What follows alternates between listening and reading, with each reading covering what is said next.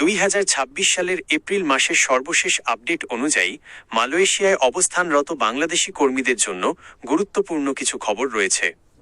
আপনি যে শিরোনামগুলো উল্লেখ করেছেন সেগুলো মূলত সাম্প্রতিক উচ্চ পর্যায়ের দ্বিপাক্ষিক বৈঠকের ফলাফল। নিচে বিস্তারিত তথ্য দেওয়া হলো। অবৈধদের বৈধতা ও আইনি স্বীকৃতি। রিক্যালিব্রেশন। সর্বশেষ বৈঠক 12 এপ্রিল 2026-এ প্রধানমন্ত্রীর কার্যালয়ের মুখপাত্র মাহদি আমিন জানিয়েছেন যে মালয়েশিয়ায় অবস্থানরত অবৈধ কর্মীদের বৈধ করার বিষয়ে মালয়েশিয়ার প্রধানমন্ত্রী আনোয়ার ইব্রাহিমের সাথে ফলপ্রসূ আলোচনা হয়েছে। বৈধতার সুযোগ। মালয়েশিয়া সরকার বর্তমানে সরাসরি নতুন করে রিক্যালিব্রেশন বা সাধারণ ক্ষমা ঘোষণা না করলেও যারা বর্তমানে অবৈধভাবে আছেন তাদের আইনি কাঠামোর আওতায় আনার জন্য বাংলাদেশ সরকারের পক্ষ থেকে বিশেষ অনুরোধ জানানো হয়েছে। মালয়েশিয়া এই বিষয়টি পর্যালোচনার আশ্বাস দিয়েছে। জরিমানা দিয়ে দেশে ফেরার সুযোগ। যারা আর মালয়েশিয়ায় থাকতে চান না তাদের জন্য 30 এপ্রিল 2026 পর্যন্ত একটি বিশেষ সুযোগ রয়েছে। মাত্র 500 রিঙ্গিত জরিমানা দিয়ে তারা কোনো আইনি জটিলতা ছাড়াই নিজ দেশে ফিরতে পারবেন। 2. নতুন শ্রমবাজার উন্মুক্ত হওয়া। বাজার খোলার ঘোষণা। মাহদি আমিন জানিয়েছেন যে খুব শীঘ্রই বাংলাদেশি নতুন কর্মীদের জন্য মালয়েশিয়ার শ্রমবাজার আবার উন্মুক্ত হতে যাচ্ছে। সিন্ডিকেট নির্মূল।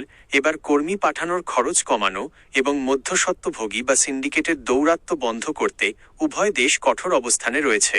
সরকার চেষ্টা করছে যাতে কর্মীরা অনেক কম খরচে এবং দ্রুততম সময়ে মালয়েশিয়া যেতে পারেন। 3. নতুন ভিসা নীতি। জুন 2026 থেকে কার্যকর। মালয়েশিয়া সরকার কিছু নতুন নিয়ম ঘোষণা করেছে যা আপনার জেনে রাখা জরুরি। পেশাগত ভিসা এমপ্লয়মেন্ট পাস। 1 জুন 2026 থেকে পেশাগত ভিসার ক্ষেত্রে বেতনের ন্যূনতম সীমা বাড়ানো হচ্ছে। যেমন ক্যাটাগরি -3 জন্য ন্যূনতম বেতন 5000 রিঙ্গিত। Digital card MDAC।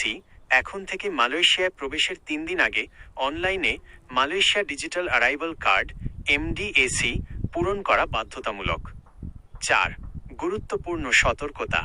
গুজবে কান দেবেন না। বর্তমানে সামাজিক যোগাযোগ মাধ্যমে অনেক ভুয়া ভিসা চেক বা বৈধ হওয়ার ওয়েবসাইট ঘুরছে।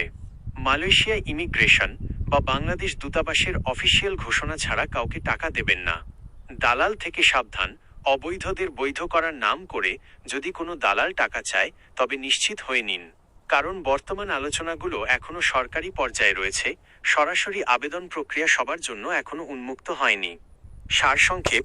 2026 সালের এপ্রিল পর্যন্ত প্রাপ্ত তথ্য মতে অবৈধদের বৈধ করার জন্য বাংলাদেশ সরকার সর্বোচ্চ চেষ্টা চালাচ্ছে এবং খুব শীঘ্রই নতুন ভিসা চালু হওয়ার জোরালো সম্ভাবনা রয়েছে। পরবর্তী নির্দিষ্ট ঘোষণার জন্য মে মাসের শুরু পর্যন্ত অপেক্ষা করতে হতে পারে।